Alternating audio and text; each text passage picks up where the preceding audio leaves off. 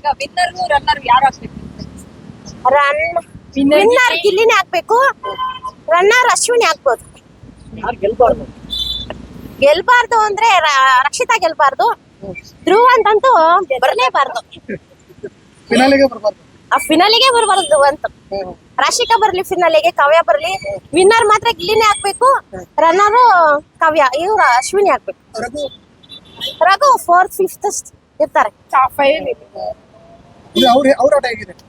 ಅವರು okay, but ಗಿಲ್ಲಿಗೆ ಅವನು ಪ್ರೀತಿಯಿಂದ ಮಾತಾಡಿದ್ರು ಬೇರೆ ತರ ಮಾತಾಡ್ತಾರೆ, ಅದಿಷ್ಟ ಆಗ್ತಾ ಇಲ್ಲ.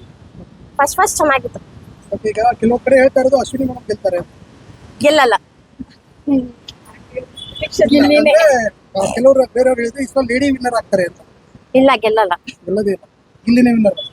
ಕೋರ್ಟಿನ ಪ್ರಕಾರ ತಗೊಂಡ್ರೆ ಗಿಲ್ಲಿ ಬರ್ತಾರೆ, ಬೇರೆ ತರ ಚಾನಲ್ ಪ್ರಕಾರ ಬಂದ್ರೆ ಗಿಲ್ಲಿ ಬರಲ್ಲ. ಇನ್ ಕೇಸ್ ಈ ಸಲ ಗಿಲ್ಲಿ ಗೆಲ್ಲಿಲ್ಲ ಅಂದ್ರೆ ಸೀಸನ್ ನೋಡ್ತೀರಾ? 99% ಗಿಲ್ಲಿ ಗೆಲ್ತಾನೆ ಅಂತ ಅನ್ಸುತ್ತೆ, 1% ಹೇಳಕ್ಕಾಗಲ್ಲ ಅಷ್ಟೇ.